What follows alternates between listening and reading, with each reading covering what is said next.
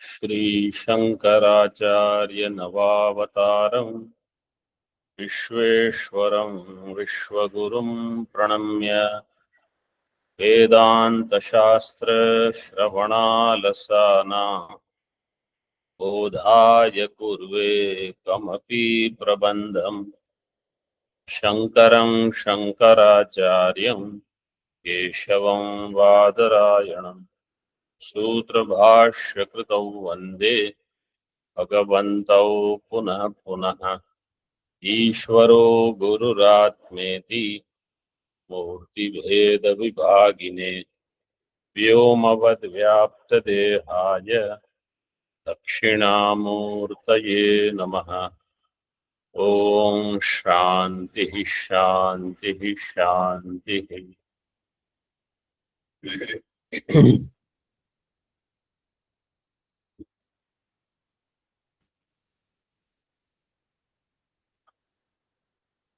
सिद्धांत बिंदु दश श्लोकी पेज नंबर 18। आचार्य is doing चार्वाकादि मत खंडनम। आत्मा is अभाव प्रतियोगी और अभाव अप्रतियोगी। अभाव अप्रतियोगी। अभाव अप्रतियोगी means atmas which abhava is not going to be there। स्वामी चारों अभाव का अभाव होगा। चारों अभाव आत्मा के नहीं रहेंगे। सिद्धांत बिंदु हिंदी में चलेगा। आत्मा के चारों अभाव नहीं रहते हैं, इसलिए आत्मा अभाव का अप्रतियोगी है, जबकि देह इंद्रिय आदि जो है वो अभाव के प्रतियोगी हो जाएंगे। देखिए प्रथम पंक्ति में मूल में तेनामी इति, तेनामी न आत्मानः। अमी, अमी क्या रूप है ये?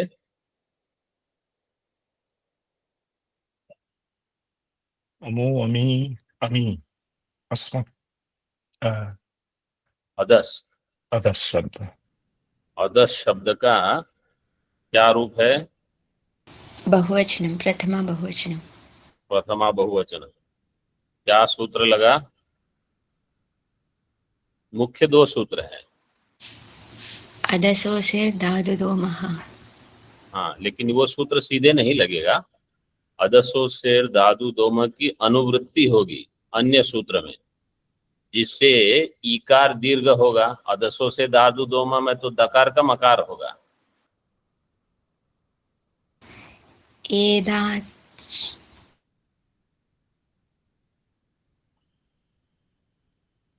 अन्य कोपी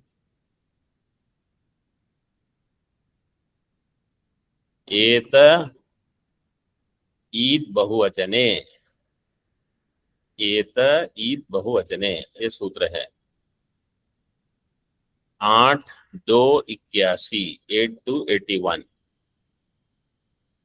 अमी देहेन्द्रियादय न आत्मान है, ये आत्माएं नहीं है। क्यों? टीका में देखिए, अभाव प्रतियोगित्वेन इत्यर्थ है, क्योंकि देह इंद्रिय आदि अभाव के प्रतियोगी हैं। वादिभीर आत्मत्वेन अभ्युपगतानां देहादीनां तु अभावः संभवति। वादिभिः आत्मत्वेन अभ्युपगतानां देहादीनां, चार्वाकादि जो है देहादि को आत्मा मानते हैं। आत्मत्वेन अभ्युपगतानां तु अभाव संभवति, इनका तो अभाव हो जाएगा। जैसे बताते हैं, अतस्तेषां न आत्मत्वम् इति अभिप्रायः, तेषां देहेन्द्रियादीनां न आत्मत्वम्, ये आत्मा नहीं हो सकते। तत्र देहस्य उत्पत्तेः पूर्वं प्रागभावः, देहस्य विनाशे प्रध्वंसाभावः।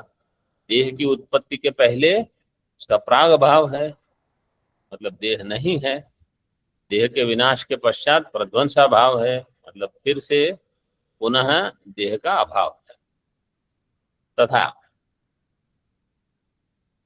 देहस्य विभुत्व अभावात्, यत्र देहो नास्ति तत्र तस्य अत्यंत अभाव है। और देह जो है वो विभू नहीं है। विभू नहीं होने से जहां पर देह नहीं है वहां उसका अत्यंत अभाव है। जैसे अगर यह देह यहाँ है तो गंगा किनारे नहीं है तो वहां उसका अत्यंत अभाव है। केदारनाथ में नहीं है, विश्वनाथ जी के पास नहीं है, वहां इसका अभाव है। तत्र तस्य अत्यंत अभाव।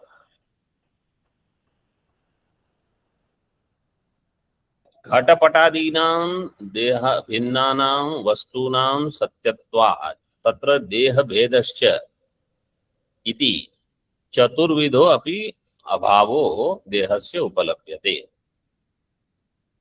आत्मनस्तु उक्तरीत्या चतुर्विधेषु अभावेषु एकोपि न संभवति। टीका बहुत ही सरल है, साधारण जिसको ज्ञान होगा उसको भी पढ़ के समझ में आ जाएगा। घटपटादि नाम देह भिन्ना नाम, घटपट इत्यादि जो वस्तु है वस्तु नाम सत्यत्वात्, उनको जो सत्य मानते हैं अन्यवादी, तत्र देह भेदश्च इति, वहां देह का अन्योन्या भाव भी प्राप्त हो जाएगा। भेद का अर्थ है अन्योन्या भाव। देह भेदश्च वर्तते इति चतुर्विधो अपि अभावो देहस्य उपलभ्यते। इसलिए देह का 4 प्रकार का अभाव, चतुर्विधो अपि अभावो देहस्य उपलभ्यते।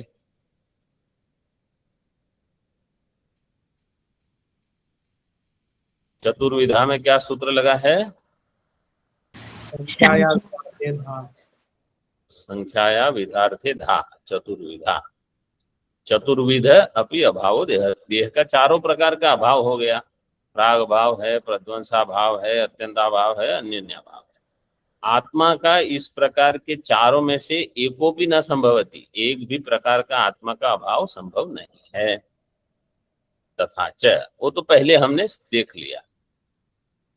तथा च यस्य एको अपि अभाव संभवेत् स नैव आत्मा भवेत्। किमुत चतुर्विध अभाव प्रतियोगी भूतो देह आत्मा भवेत्। जिसका एक भी अभाव संभव हो वो आत्मा नहीं हो सकता। तो जिसके 4 अभाव हो देह के, किमुत चतुर्विध अभाव प्रतियोगी भूतो देह, वो कहाँ आत्मा होगा? बिल्कुल संभव नहीं है। कैमुतिक न्याय है ये।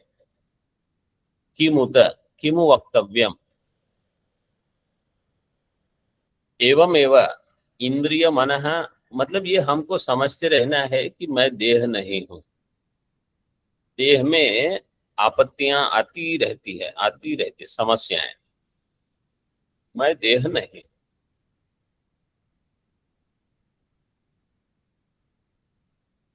एवमेव इंद्रिय मनः प्राण क्षणिक विज्ञानानां चतुर्विधा अभावो उपलम्भात् न आत्मत्वम्। इसी प्रकार इंद्रिय मन प्राण क्षणिक विज्ञान इन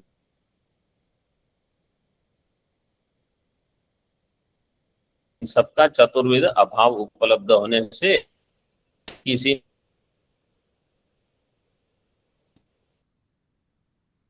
तो इन सब में अहम बुद्धि जो है ये भ्रांति है। इनमें अहम बुद्धि करना मतलब जहां दुख है इन सब में दुख रहेगा। देह इंद्रिय प्राण मन इन सब में दुख है। जहां दुख है उसको मैं कहूं कि ये मैं हूं तो क्या होगा? मैं दुखी रहूंगा और क्या। दुख के साथ संबंध बनाओगे तो आप दुखी हो जाओगे।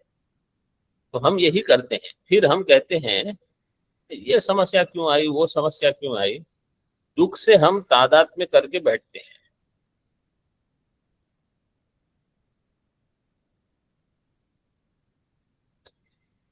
चतुर्विध अभाव उपलम्भात् न आत्मत्वम्। इनके चतुर्विध अभाव होने से इनमें आत्मत्व नहीं है।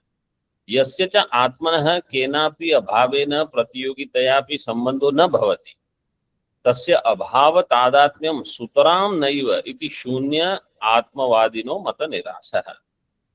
तो देह इंद्रिय प्राण आत्मवाद का निराकरण पहले हो गया, फिर क्षणिक विज्ञान का भी उसी हेतु से निराकरण हो गया। अब शून्यवाद का करते हैं। यस्य च आत्मनः केनापि अभावेन प्रतियोगितया संबंधो न भवति। जिस आत्मा का किसी वस्तु के साथ किसी अभाव का केनापि अभावेन प्रतियोगितया संबंधो न भवति,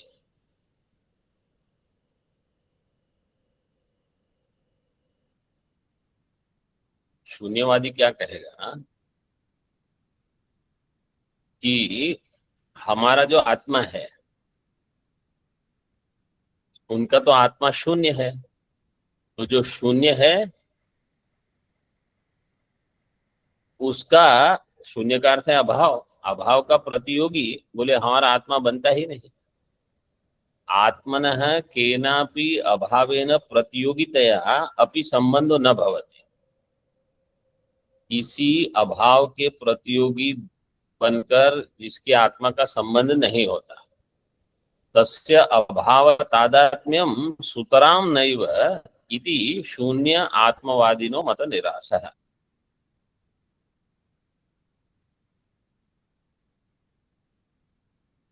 मतलब शून्यात्मवादी जो है वो खुद ही अभाव है।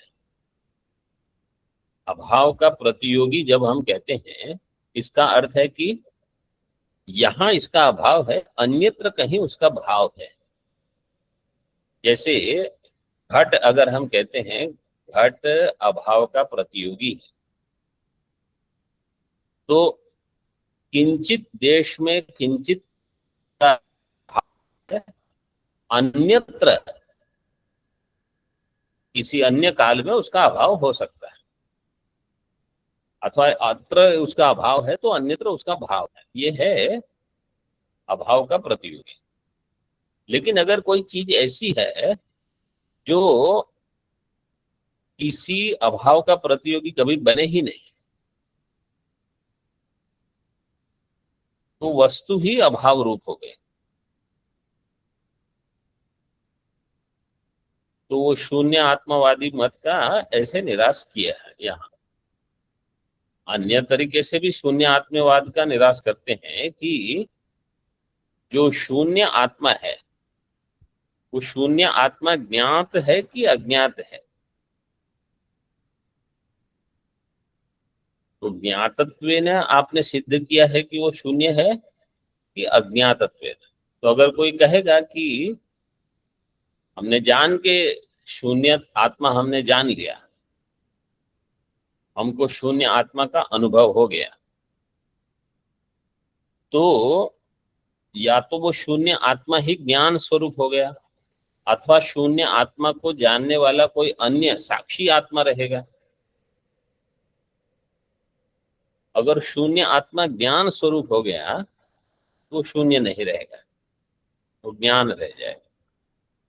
और अगर शून्य आत्मा को जानने वाला कोई अन्य साक्षी आत्मा रह गया तो वही आत्मा है। इस प्रकार से उनके मत का निराश कर सकते।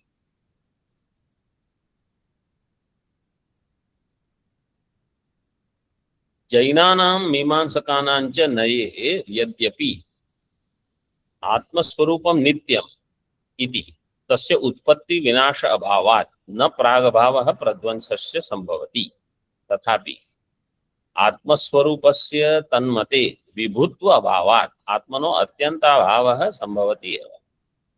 जैनों के मत में और मीमांसक मत में आत्मा नित्य है, आत्मस्वरूपम नित्य, इसलिए उनका उत्पत्ति विनाश नहीं होने से प्रागभाव प्रध्वंसा भाव नहीं होगा। लेकिन उनका आत्मा विभु नहीं है, व्यापक नहीं है, इसलिए उसका अत्यंता भाव मिल जाएगा और अन्योन्या भाव भी मिल जाएगा। क्यों? क्योंकि ये सब द्वैती है। जितने द्वैत मत है उनमें आत्मा का अन्योन्या भाव तो मिल ही जाएगा। तथा तन्मते द्वैत सत्वात् आत्मेतर वस्तुषु आत्मभेदोपि संभवति। आत्म इतर वस्तु जो है अनात्मा कोई भी घटपट आदि, वहां आत्मा का भेद होगा, अन्योन्या भाव। वैशेषिकाणां सांख्यानां पातंजलानां च नय, नय का अर्थ है सिद्धांत। वैशेषिक, सांख्य, पातंजल। वैशेषिक मतलब न्याय वैशेषिक दोनों। सांख्य पातंजल अलग अलग दिए हैं, सांख्य दर्शन और योग दर्शन। पातंजलानांच नय, नये आत्मनो नित्यत्वात् न प्राग प्राग भाव प्रध्वंसौ। इनके मत में भी आत्मा नित्य है, इसलिए प्राग भाव प्रध्वंसा भाव इनको भी नहीं होगा। और ये आत्मा को विभू भी मानते हैं, विभुत्वाच्च न अत्यंता भाव। लेकिन द्वैत मत होने से क्या होगा? अन्योन्य भाव। अन्योन्य भाव मिल जाएगा। अभी इनका देखो, आत्मा विकारी है और ये कहेंगे आत्मा नित्य है, और दूसरों को कहेंगे कि जो नित्य विकारी हो वो नित्य नहीं हो सकता, वो अनित्य। और इनके मत में न्याय वैशेषिक वाले आत्मा विकारी है लेकिन नित्य मानेंगे।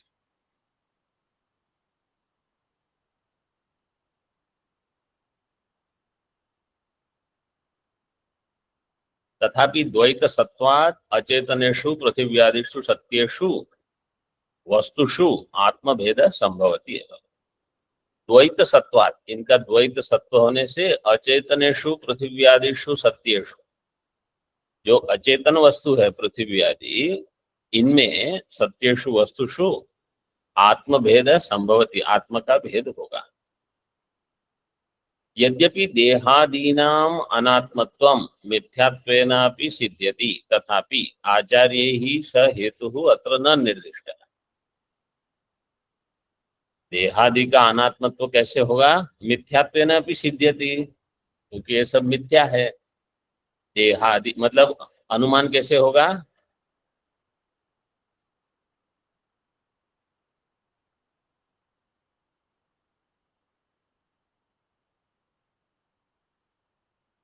अनुमान कैसे होगा?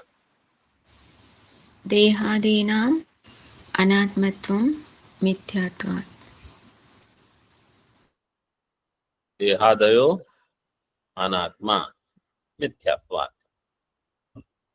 तो हम लगाने की आवश्यकता नहीं। देहादयो अनात्मा मिथ्यात्वात्। अब मिथ्यात्व हेतु सिद्ध कौन करेगा? देहादि में मिथ्यात्व है वो पहले आपको सिद्ध करना पड़ेगा ना, वो इसलिए आपत्ति आ जाएगी। तथापि आचार्य ही स हेतु अत्र न निर्दिष्ट, आचार्य ने वो हेतु नहीं दिया। क्यों नहीं दिया?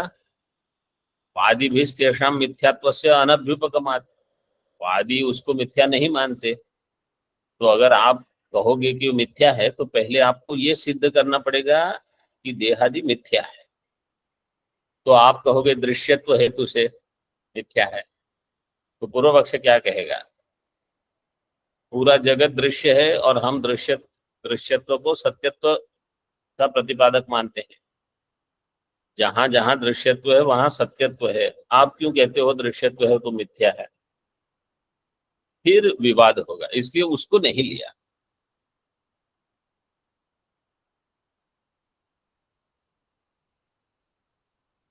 अनात्मत्व की सिद्धि के लिए जिसका प्राग भाव प्रतियोगित्व है वो सब अनात्मा है, अनित्य है। ननु यदि देहादयो न आत्मानस तर्हि कुत आत्मत्वेन प्रतिभासन्ते तत्र आह। अगर ये देहादि आत्मा नहीं है तो आत्मत्वेन उसका ज्ञान क्यों हो रहा? मैं ये क्यों मानता हूं कि मैं ही देह हूं? मतलब पूरी दुनिया ऐसे ही समझती है कि हम देह हैं। आत्मत्वेन कुतः प्रतिभासन्ते तत्राह। किंतु स्वप्रकाश बोध रूप आत्मनि अद्वैते अपि अनिर्वचनीय अनादि अविद्या कल्पिता अनिर्वचनीया एव इति सिद्धांत रहस्यम। सिद्धांत का रहस्य बोल रहे हैं। कौन बता रहा है सिद्धांत का रहस्य?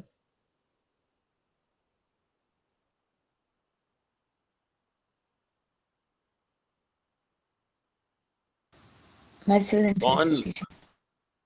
हाँ, मधुसूदन सरस्वती। किंतु स्वप्रकाश बोध रूप है। आत्मा जो है स्वप्रकाश बोध रूप है। बोध रूपे आत्मनि सप्तमी अद्वैते, इस अद्वितीय स्वप्रकाश बोध रूप आत्मा में अपि अनिर्वचनीय अनादि अविद्या कल्पिता। ये कैसे है? अनिर्वचनीय है, अनादि अविद्या से कल्पित है। कल्पिता अनिर्वचनीया एव इति सिद्धांत रहस्य। ये सब अविद्या कल्पित होने से अनिर्वचनीय है। ये है इंद्रिय। वो प्रश्न क्या था? प्रश्न ये था कि इनको मैं अहम रूप से कैसे जानता हूं? आत्मत्वेन कुतः प्रतिभासते। तो आपने कहा ये आत्मा में अविद्या से कल्पित है, लेकिन आत्मत्वेन क्यों भास रहे हैं? वो तो स्पष्ट नहीं हुआ।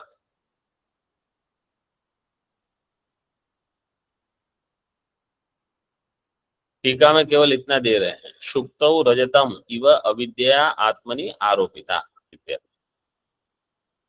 आत्मा में अविद्या से जिनका आरोप हुआ है, उनके साथ आत्मा का तादात्म्य अध्यास होने से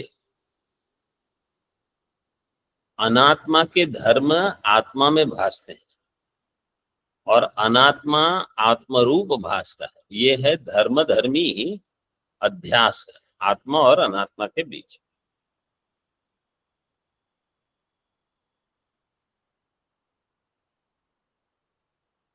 शुक्तौ रजतम इव अविद्या आत्मनि आरोपिता इत्यर्थ। जैसे शुक्ति में रजत। अब पूर्व पक्ष, ननु शुक्ताविदम अंशेन प्रकाशितायां शुक्ति अंशेन च अप्रकाशितायां सत्यामेव तत्र रजतादेर आरोपो दृश्यते न तो शुक्ति अंशेन प्रकाशितायां। शुक्ति में दो अंश है, एक है इदम अंश और दूसरा है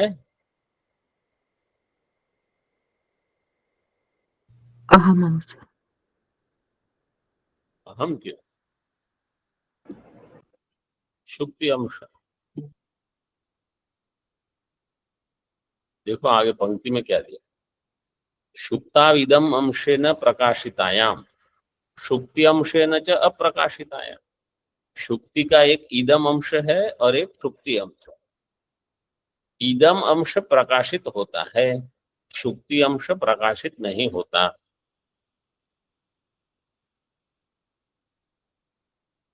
अप्रकाशितायाम सत्याम, ऐसा होने पर क्या हुआ? सत्यामेव तत्र रजतादेः आरोपो दृश्यते, वहां रजतादि का आरोप दिखता है। न तो शुक्त्यंशेन प्रकाशितायाम।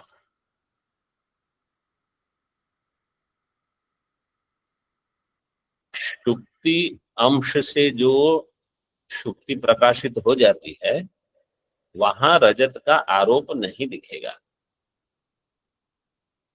जहां शुक्ति अंश प्रकाशित नहीं है, केवल इदम अंश प्रकाशित है, वहीं पर रजत का आरोप दिखेगा। ये स्पष्ट है वाक्य? इस स्वामी जी। सबको स्पष्ट हुआ? नहीं, क्योंकि ये स्पष्ट नहीं होगा तो आगे कुछ स्पष्ट नहीं होगा। आगे फिर सब इसी के ऊपर है। ये ननु वाला जो वाक्य है,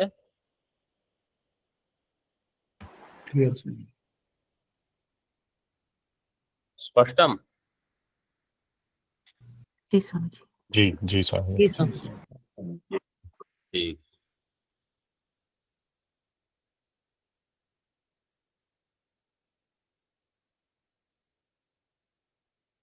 तो जब शुक्ति अंश प्रकाशित हो गया, मतलब ज्ञान हो गया, इयम शुक्ति ही ये भान हो गया, अब वहां रजत क्यों दिखेगा?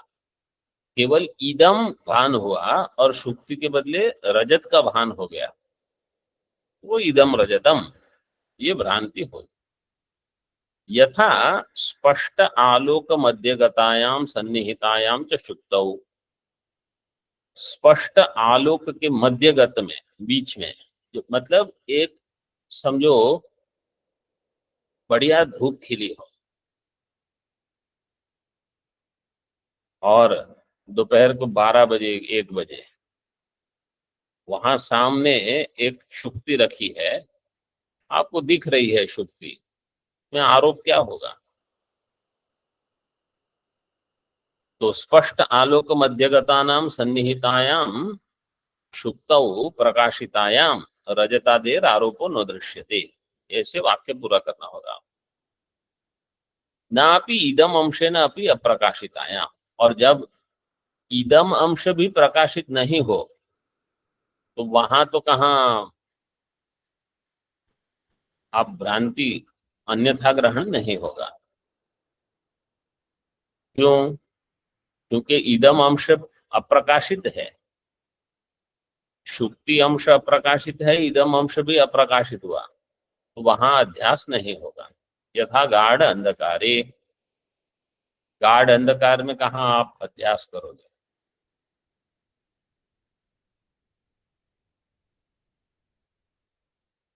पर प्रकाशस्य शुक्त्यादेर जड़स्य वस्तुनः प्रकाशक दीपादि सन्निधान तारतम्यादि वशात्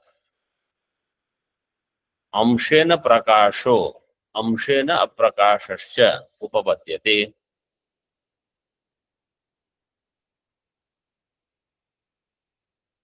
देखो, पूर्व पक्ष अपना एक विचार बता रहा है, एक के बाद एक विचार लाकर।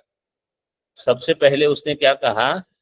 शुक्ति में एक इदम अंश है, एक शुक्ति अंश है। जब शुक्ति अंश प्रकाशित नहीं हो, इदम अंश प्रकाशित हो, तभी अध्यारोप होगा। बिल्कुल प्रकाश हो, दोनों अंश का ज्ञान होने से वहां अध्यारोप नहीं होगा। बिल्कुल अंधकार हो, दोनों अंश का अभान होने से वहां अध्यारोप नहीं होगा। ये सब क्यों बता रहे हैं? क्योंकि सिद्धांति ने कहा कि आत्मा में ये सारे देह इंद्रिय, आत्मा, देह इंद्रिय, मनोबुद्धि, प्राण, ये सब अध्यस्त हैं। बोले अध्यास यहाँ संभव है कि नहीं, पहले वो देखो।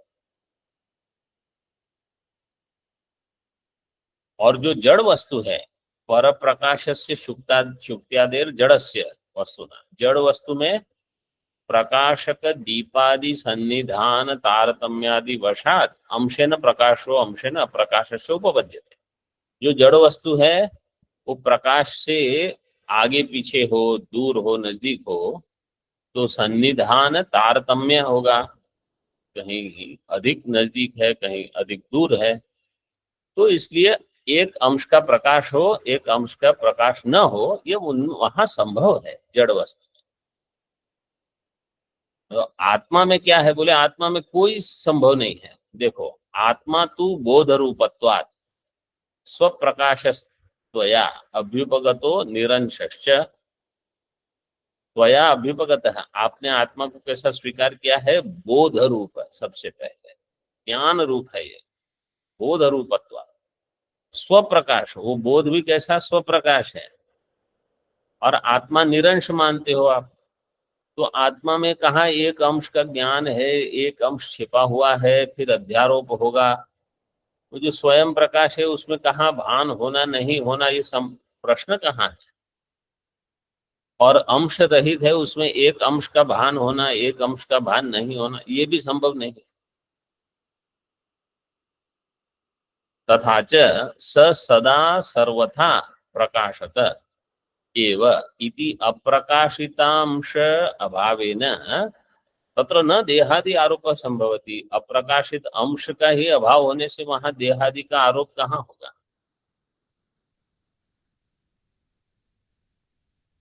किंच, मतलब बता रहे हैं कि देहादि का आत्मा में आरोप हो ही नहीं सकता। किंच शुक्ते है सकाशात द्वितीयस्य रजतस्य अन्यत्र सत्वेन तस्य आरोपो भवति न तु असतो वंध्यापुत्रस्य कूर्मक्षीरस्य वा अन्यत्र आरोपः। और यहाँ द्वैत मानते हैं आप। शुक्ति में रजत का अध्यास जब होता है तो रजत नाम की अन्य वस्तु है, शुक्ते है सकाशात द्वितीयस्य रजतस्य, जो द्वितीय है रजत नाम की चीज, उसका अन्यत्र सत्वेन, अन्यत्र तो एक रजत है, उसके कारण यहाँ आपको रजत का भान हुआ। अब वह रजत शुक्ति में अध्यस्त हो गई। आपके मत में कहाँ जगत है और कहीं जिसका अध्यास आत्मा में हो रहा है? क्योंकि रजत तो हट में है, मार्केट में रजत मिल जाएगी, उसका भ्रांति से शुक्ति में अध्यारोप हुआ। रजतस्य द्वितीयस्य रजतस्य अन्यत्र सत्वेन तस्य आरोपो भवति न तो असतो वंध्यापुत्रस्य। असत वस्तु जो है उसका कहाँ आरोप होगा? तो आपके मत में जगत असत हो, वंध्यापुत्र जैसा हो, तो आरोप नहीं हो सकता। दूसरा शब्द दिया कूर्मक्षीरस्य। कूर्मक्षीर जगत कैसा है? कूर्मक्षीर। कूर्मक्षीर का अर्थ है ये जो टर्टल बोलते हैं ना, कछुआ, उसका दूध होता नहीं। गौ का दूध हो, भैंस का दूध हो, बकरी का, ऊंट का, शेर का, इन सब का दूध होता है। कछुए का कहाँ दूध हो? कूर्म क्षीर ये वंध्यापुत्र के जैसा है। जो असत वस्तु है उसका अन्यत्र आरोप नहीं हो सकता। त्वन्मते तु देहादीनां क्वापि अन्यत्र सत्वेन अप्रतीयमानानां कथम आरोप इति चेत्। त्वन्मते तुम्हारे मत में देहादीनां क्वापि अन्यत्र सत्वेन, देहादि जो है वो अन्य कहीं,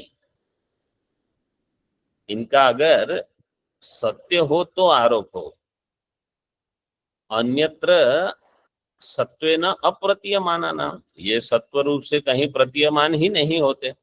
आपके मत में, वेदांति के मत में देहादि सत्य है ही नहीं।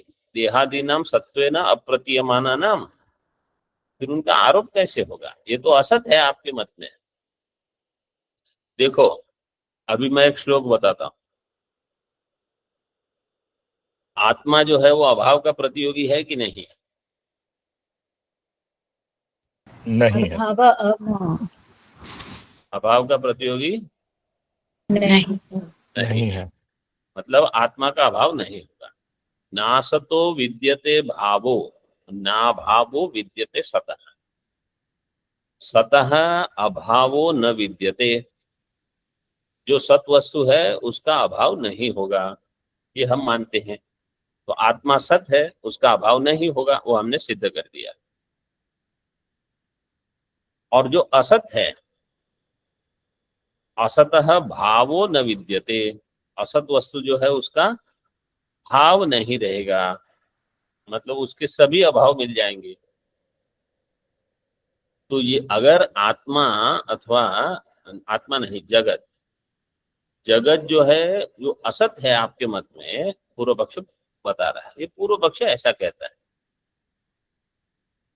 तो असत जगत का भाव है ही नहीं, नासतो विद्यते भाव, उसका अध्यारोप कहाँ होगा? वंध्यापुत्र से कूर्म क्षीर से वा न अन्यत्र आरोप, अन्यत्र कहीं आरोप नहीं।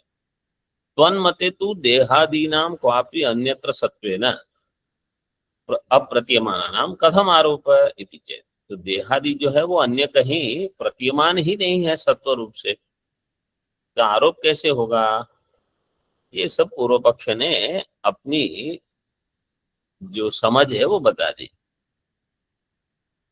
अब वेदांती समाधान देते हैं। देखो, स्वप्रकाशो अपि आत्मा वस्तुतो अनावृतो अपि तच्छक्ति भूतया अनाद्य विद्यया आवृत स्वरूप इव अविद्योपहित जीव दृष्टया अंशेन प्रकाशते।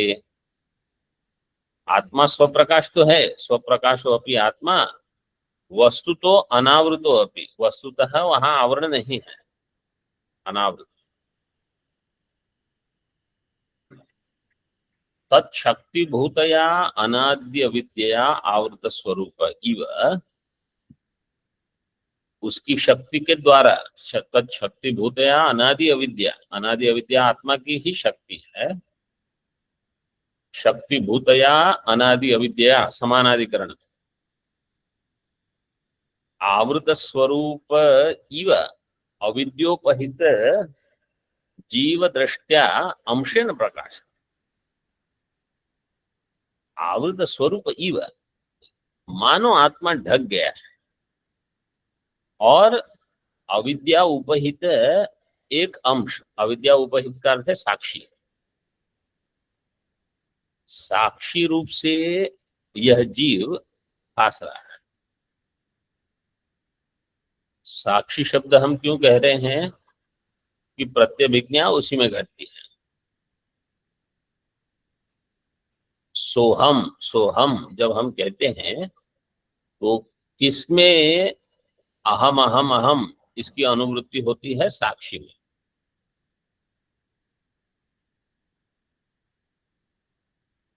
स्वप्रकाशो अपि आत्मा वस्तुतो अनावृतो अपि तत्शक्तिभूतया अनादि अविद्या आवृत स्वरूप इव, आवृत हो गया हो ऐसा, और अविद्या उपहित जीव दृष्टया अंशेन प्रकाशित, अविद्या उपहित जीव की दृष्टि से एक अंश तो उसका प्रकाशित हो ही जाता है, सद्रूप है इसलिए, और स्वयं प्रकाश है, अपने आप भी प्रकाशित होता है। जैसे मणि, चमक वाली कोई मणि हो, कहीं भी रखी हो तो अपने आप ही उसका प्रकाश है, अथवा दीप है।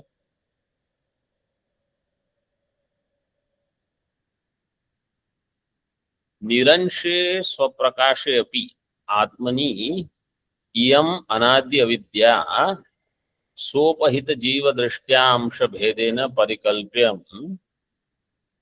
परिकल्प्य अंशेन आत्मस्वरूपम आच्छादयितुम प्रभवति। आत्मा निरंश है, निरंश तो है, लेकिन स्वप्रकाशे अपि आत्मनि इयम अनादि अविद्या, ये जो अनादि अविद्या है, अनादि अविद्या स्व उपहित जीव दृष्टया अंश भेदम परिकल्प्य, अविद्या से जो उपहित है जीव, उसकी दृष्टि में एक अंश ये हो गया, और अंश द्वितीय, द्वितीय अंश क्या होगा?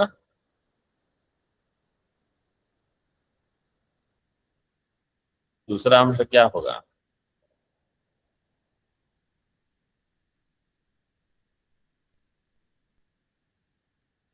अविद्या के दूसरे अंश से, देखो आगे दिया है ना पंक्ति में, परिकल्प्य अंशेन आत्मस्वरूपम आच्छादयितुम प्रभवति।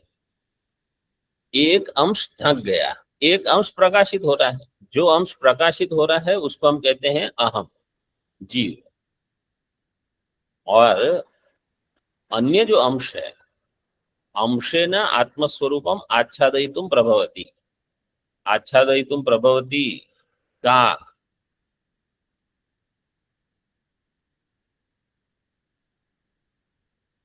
प्रभवति?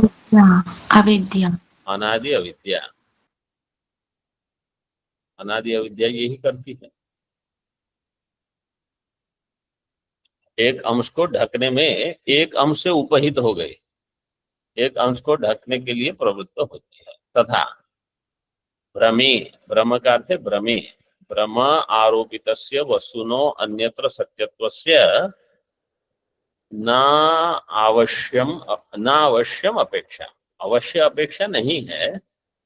ये दूसरा एक बिंदु है पूर्व पक्ष के जो प्रश्न उठाया था उसका, कि भ्रम आरोपितस्य वस्तुनः अन्यत्र सत्यत्वस्य न अवश्यम, ये आवश्यक नहीं है कि जो आरोपित वस्तु हो, भ्रम से आरोपित वस्तु हो, अन्यत्र कहीं उसका सत्यत्व हो, ये जरूरी नहीं है। क्यों? यदि सत्यम सर्पम कदापि अपश्यन्स चित्रस्थमेव केवलम सर्पम दृष्ट्वा ईदृशः सर्प इति स्वान्ते कश्चित् भावयति।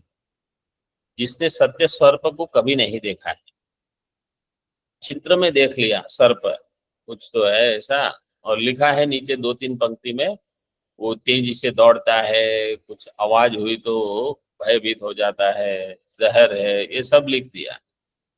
बस आपने पढ़ लिया, अध्यारोप शुरू।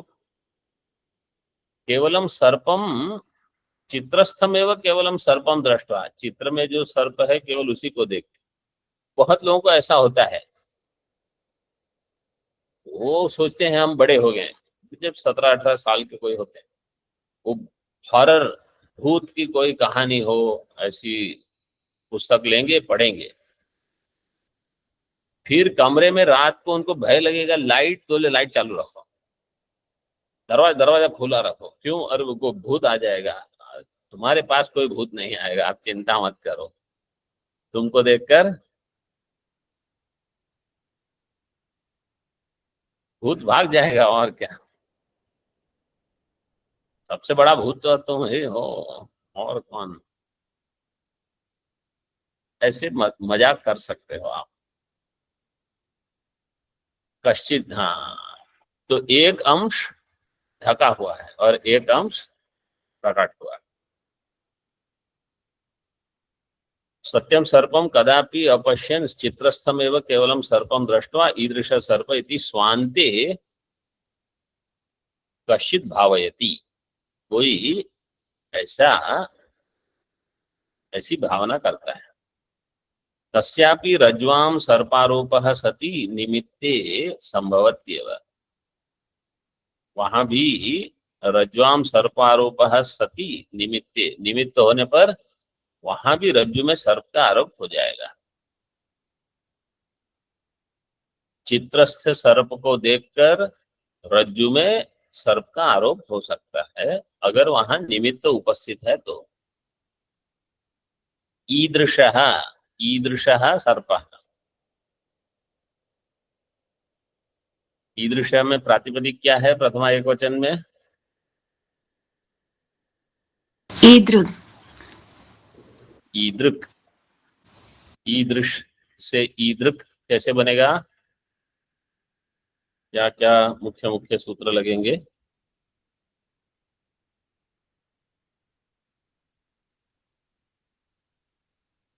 सुख का लोप करने के लिए क्या लगेगा? फलंज्ञाभ्यो दीर्घात् सुति से प्रयुक्तम हल। ये सु का लोप कर देगा। हल ज्ञाभ्यो दीर्घात् सुति से प्रयुक्तम फल। फिर ईदृश है, शकार है, उसका वृश्च वृश्च सृज मृज यज राज व्राज, उससे क्या होगा? शशाम शह, शकार का मूर्धन्य शकार हो जाएगा।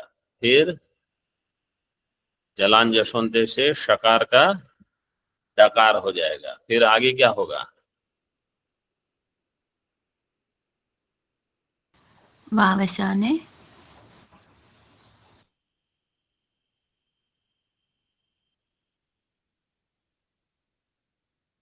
विन प्रत्यय कुहु। डकार का डकार हो गया और फिर डकार का फकार। सर्प इति स्वान्ते आरोपः सति निमित्ते संभवति। तथा च आरोपे संस्कारः कारणम न तो वस्तु सत्य। अध्यारोप करने के लिए संस्कार कारण है, वस्तु का सत्यत्व कारण नहीं है। सत्य वस्तु न भी हो तो भी अध्यारोप होता ही है। आपको पता नहीं कोई व्यक्ति कैसी है, आप उनकी कुछ निंदा करना शुरू कर देते हो। क्यों? आपके संस्कार कुछ ऐसे बने हुए हैं। बस वहां वास्तव में ऐसा कुछ हो नहीं हो ये आवश्यक नहीं है। इसी प्रकार आप अपने में भी कुछ न कुछ अध्यारोप करके दुखी होते रहते। संस्कारश्च मिथ्याभूतादपि भवत्येव। मिथ्या वस्तु का भी संस्कार हो सकता है। मिथ्याभूतात् संस्कार भवति एव। ओम पूर्णमदः पूर्णमिदं पूर्णात् पूर्णमुदच्यते पूर्णस्य पूर्णमादाय पूर्णमेवावशिष्यते। ओम शांति शांति शांति। शंकरं शंकराचार्यं केशवं बादरायणं सूत्रभाष्यकृतौ वन्दे भगवन्तौ पुनः पुनः। ईश्वरो गुरुरात्मेति मूर्तिभेदविभागिने व्योमवद्व्याप्तदेहाय दक्षिणामूर्तये नमः। ओम शांति शांति शांति।